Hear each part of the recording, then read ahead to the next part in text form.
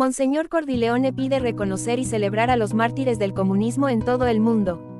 El arzobispo de San Francisco, Monseñor Salvatore Cordileone, ha explicado en una entrevista a The Pillar por qué ve la necesidad de reconocer, conmemorar y celebrar el testimonio de los mártires del comunismo en todo el mundo, y qué cree que pueden enseñar a la Iglesia sobre cómo resistir la persecución.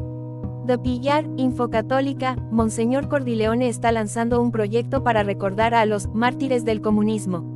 Ante la pregunta de si tal iniciativa es más propia del siglo XX que del actual y si busca recordar el pasado, responde: pasado y presente. Estas ideologías totalitarias marxistas se manifiestan de distintas formas, pero todas ellas consisten en que el Estado controle y oprima a quienes se oponen a ellas.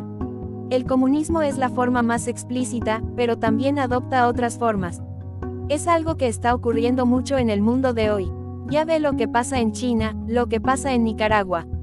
Todavía está entre nosotros, en cuanto a cómo afecta a la Iglesia y qué se puede hacer desde la misma para combatir esos regímenes, dice.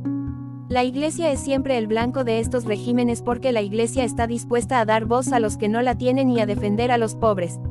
Y los pobres suelen tener fe y confían en la Iglesia. El poder de la fe puede resistir, como nos demostró San Juan Pablo II, puede derribar estos regímenes brutales. Es lo único que se interpone en el camino de estos dictadores, por eso siempre intentan derribar a la Iglesia. Cuando se habla de comunismo y de regímenes comunistas, el término puede convertirse en un cajón desastre para todo lo que huela a políticas económicas de izquierdas. El prelado recuerda cuál es la doctrina social de la Iglesia sobre materia económico-social. En nuestro país, tenemos estos debates sobre gobierno grande, gobierno pequeño, políticas socialistas, capitalismo de libre mercado. La respuesta de la Iglesia es la subsidiariedad. Es que la gente a nivel local es la que mejor conoce la situación, la que puede hacer los mejores juicios. Y por eso hay que darles poder para hacerlo. Cuando no pueden hacerlo, la sociedad superior les apoya para que lo hagan. Así que los rescates durante COVID, por ejemplo, sería un ejemplo de ello. Creo que esa es la respuesta de la Iglesia. No es ni todo colectivismo ni todo individualismo. Es este sentido de subsidiariedad. Que la sociedad que está más conectada con la gente sea la que se ocupe de ella y la que la gobierne. Monseñor Cordileone recuerda que las personas no existen por el bien del Estado, que toda su identidad no está ligada a la identidad del Estado. A la pregunta de qué mártires es más devoto, responde: la mayoría de los que me vienen a la mente no son los que realmente murieron, sino los que fueron duramente perseguidos. Uno de mis grandes héroes siempre ha sido el padre Walter Zizek. He leído sus relatos con Dios y Rusia. Me inspira por lo que pasó. Los grandes obispos y cardenales durante el régimen soviético y también bajo los nazis, recordemos, nos gusta llamar la ideología de derechas, pero recordemos que es una contracción de nacionalsocialismo. Así que, de nuevo, es esencialmente lo mismo. Personas como Clemens von Galen, el cardenal Mindszenty, Karol Wojtyla, siempre han sido grandes héroes para mí.